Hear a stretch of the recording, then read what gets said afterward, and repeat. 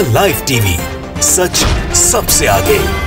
नमस्कार, मैं हूं Iqbal Parvez. The live TV में आपका स्वागत है। साथियों, अभी 2-3 दिन पहले संघ के मुखिया मोहन भागवत ने जो बयान दिया कि हिंदू और मुसलमान का डीएनए एक ही है, या फिर गोरक्षा के नाम पर जो मुसलमानों के साथ मॉब लिंचिंग कर रहे हैं हिंदू, वो असल में हिंदू ही नहीं है। इन बयानों के बाद पूरे देश में क्या पूरी दुनिया में बवाल मचा हुआ है और हर कोई मोहन भागवत के जो बयान है उस पर निशाना साध रहा है। साथियों, अब उत्तर प्रदेश के नेता जो ओम प्रकाश राजभर हैं, उन्होंने इस बयान के बाद पूरी तरह से भारतीय जनता पार्टी की और संघियों की बखिया उधेड़ दी है। बीजेपी की और संघ को बिल्कुल नंगा कर दिया। साथियों, उनके बयान के बाद बहुत ज़्यादा बवाल मचा हुआ है, बहुत ज़्यादा उस पर बातें हो रही हैं। हम आगे आपको वीडियो दिखाएंगे, लेकिन उससे पहले थोड़ा सा बता दें कि आखिर उन्होंने ऐसा क्या कह दिया है। साथियों, उन्होंने ये कह दिया अपने बयान में कि बीजेपी के जो नेता हैं, बड़े बड़े नेता, उनकी बहन या बेटी की शादी मुसलमानों से हुई है, इसलिए इस तरह का बयान आया है कि हिंदू मुसलमान का डीएनए एक है। वरना ये तो हिंदू मुसलमान को लड़ाने की ही बात करते हैं, हिंदू मुसलमान को सिर्फ नफरत धर्म के नाम पर बांटते हैं। उसके अलावा साथियों, गोरक्षा के बारे में भी उन्होंने कहा है कि आप देखिए कि अलग अलग राज्यों का उन्होंने एग्जाम्पल भी दिया है, जो हम आगे आपको बताएंगे साथियों। लेकिन उससे पहले राज भर के इस बयान के बाद बवाल मचा हुआ है। वो बयान क्या है, आप खुद इस वीडियो में देखिए। देखिए, देश में दो तरह की व्यवस्था है। उत्तर भारत में बीजेपी के लोग गोकशी की बात करते हैं, और यही बीजेपी के लोग जब दक्षिण भारत में जाते हैं तो इनकी जबान बंद हो जाती है। दो तरह का सिस्टम देश में। मोहन भागवत जी इस बयान को क्यों कहे हैं? जितने बीजेपी के नेता हैं, बड़े नेता, या तो अपनी बेटी की या अपनी बहन की शादी मुसलमान से किए हैं तो डीएनए तो अब मिलेगा, लेकिन गरीब, कमज़ोर, पिछड़े, दलित को भड़काया जा रहा है। हिंदू मुसलमान में लड़ा करके वोट की बात की जाती है। ये बात अब आम जनता समझ गई है, अब इनके बहकावे में आने वाली नहीं है। अब इस नाते ये अब हिंदू मुसलमान को एक करके वोट लेने के चक्कर में है। सुन लिया आपने, राजभर ने किस तरह से भारतीय जनता पार्टी को नंगा किया है, किस तरह से उनकी बखिया उधेड़ी है। और जो हकीकत है, जी हाँ, बिल्कुल हकीकत है, उसी बात को उन्होंने सामने रखा है अपने इस बयान में। हालांकि इस बयान को बहुत ही ज़्यादा विवादित बताया जा रहा है और बहुत ज़्यादा इस पर बवाल मचा हुआ है साथियों। लेकिन मुख्यतः इन्होंने 2-3 बातें जो इन्होंने कही हैं अपने बयान में, वो अब मैं आपको बता देता हूँ। जैसे एक बात उन्होंने कही है गोरक्षा। जी हाँ, गोरक्षा के बारे में जो बात की है, गोरक्षा के बारे में आप देखिए कि 2014 के बाद गोरक्षा के नाम पर किस तरह से एक धर्म के लोगों को, यानी मुसलमानों को टारगेट किया गया है, उन्हें मारा गया है। मॉब लिंचिंग लगातार हुई है, मारा पीटा गया है। और इतना ही नहीं साथियों, आप देखिए इनकी दादागिरी देखिए, इनकी गुंडागर्दी देखिए कि ये जो है सो, अगर कोई आदमी भैंस लेकर जा रहा है, अभी राजौरी में जो कांड हुआ था उसमें एक आदमी भैंस लेकर जा रहा था गाड़ी में अपनी, उसके बाद सोचिए कि उसके बाद भी उस लड़के को मार दिया गया। आप सोचिए कि किस तरह की गुंडागर्दी फैली हुई है। और यहाँ मोहन भागवत क्या कह रहे हैं साहब? मोहन भागवत कह रहे हैं कि जो गोरक्षा के नाम पर जो लोग मारते हैं हिंदू, वो हिंदू हैं ही नहीं। ये कितना, मतलब किस तरह का ये बयान है? क्या मोहन भागवत ये नहीं जानते? क्या मोहन भागवत अगर दिल से कह रहे हैं तो उन्हें भारतीय जनता पार्टी पर शिकंजा नहीं कसना चाहिए? क्योंकि भारतीय जनता पार्टी उनके ही बैग पर सरकार बनाती है।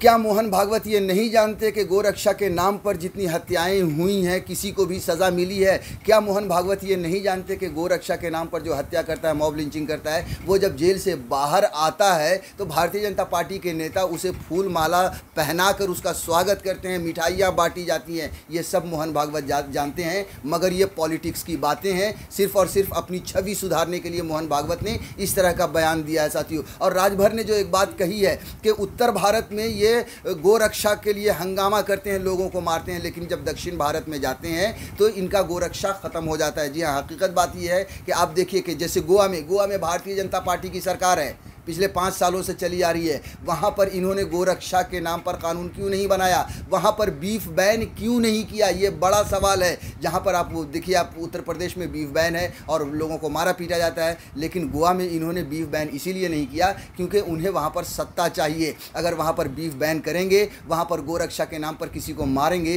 तो इनकी कुर्सी चली जाएगी। ये बिल्कुल भारतीय जनता पार्टी का दोहरा मापदंड है जो राजभर ने खुलकर कहा है। वैसे पूरी दुनिया इस बात को जानती है, लेकिन आमतौर पर इस तरह से खुल्लम खुल्ला लोग बोलते नहीं हैं। अब साथियों बात कर लेते हैं डीएनए पर। जी हाँ, राजभर ने जो डीएनए पर पूरी तरह से भारतीय जनता पार्टी को नंगा किया है, एकदम क्लियर कट हम जिसको कहते हैं। हम सब जानते हैं मोहन भागवत ने क्या कहा, और वैसे भी ये जो हिंदू संगठन है वो यही कहते हैं कि हिंदू मुसलमान का डीएनए एक ही है। इनके पूर्वज पहले हिंदू हुआ करते थे, बाद में कन्वर्ट होकर मुसलमान बने हैं। इस बार भी मोहन भागवत ने यही बात कही है कि इनका जो है सो डीएनए हिंदू मुसलमान का एक ही है। अब उस पर राजभर ने क्या कह दिया आप देखिए। उन्होंने राजभर ने कहा कि ये चूँकि चुनाव का टाइम है इसलिए ये हिंदू मुसलमान की बात कर रहे हैं और डीएनए की बात कर रहे हैं। और दूसरी सबसे बड़ी वजह ये है कि भारतीय जनता पार्टी के जो बड़े बड़े नेता हैं, उनकी बहन हो या बेटी हो, उनकी शादी मुसलमानों से हुई है। हम सब जानते हैं मुख्तार अब्बास नकवी जो भारतीय जनता पार्टी के नेता भी हैं, उनकी भी शादी उन्हीं संघियों की बेटी या भारतीय जनता पार्टी की बेटी से हुई है। आपको शाहनवाज हुसैन जो भारतीय जनता पार्टी के नेता है वो भी मुसलमान हैं, उनकी भी शादी उन्हीं संघियों की बेटी के हैं या भारतीय जनता पार्टी की बेटी से हुई है साथियों। और यही वजह है कि राजभर ने एकदम खुलकर ये बात कही है। और साथ ही राजभर ने यह भी कह दिया कि चूंकि मुसलमानों की शादी भारतीय जनता पार्टी के बड़े बड़े नेताओं की बेटियों से, बहनों से हुई है, इस वजह से हिंदू मुसलमान का डीएनए एक हो गया है या उन्हें एक बताने की कोशिश की जा रही है साथियों। लेकिन राजभर ने एक बात और कही कि इलेक्शन का टाइम है, ये हिंदू मुसलमान इसीलिए कर रहे हैं क्योंकि अपनी छवि बचानी है साथियों। ये हकीकत है और इस बात से इनकार नहीं किया जा सकता कि चुनाव का समय है। भारतीय जनता पार्टी की छवि पूरे देश में और पूरी दुनिया में बुरी तरह से खराब हुई है। हम सब ने देखा है कि 2014 के बाद जब से नरेंद्र मोदी की सरकार आई है तब से मुसलमानों को इस देश में किस तरह से प्रताड़ित किया गया है, किस तरह से उसे मारा गया है। कभी गोरक्षा के नाम पर, कभी लव जिहाद के नाम पर, तो कभी किसी और चीज़ के नाम पर हर तरह से प्रताड़ित किया गया है साथियों। और मुसलमानों के साथ साथ दलितों पर भी बहुत ज़्यादा अत्याचार बढ़ा है भारतीय जनता पार्टी की सरकार आने के बाद। और यही वजह है कि अभी जो राजभर है वो उत्तर प्रदेश में पूरी तरह से अभियान चला रहे हैं और वो लोगों को ये बता रहे हैं कि किस तरह से भारतीय जनता पार्टी ने इस देश में मुसलमानों पर और दलितों पर अत्याचार किया है। वैसे इस बात ये भी हकीकत है जो राजभर ने कहा है, ये भी हकीकत है कि जब भी वोट लेने का समय होता है तो भारतीय जनता पार्टी और संघ के लोग दलितों को भी हिंदू बना देते हैं, उनके हाथ में लाठी डंडा पकड़ा देते हैं और उनको भी दंगाई बना देते हैं। लेकिन जैसे ही उनका काम खत्म हो जाता है दलितों पर अत्याचार शुरू हो जाता है। आप देखिए कि उत्तर प्रदेश में ही दलितों पर, दलित महिलाओं पर किस तरह के अत्याचार हुए हैं।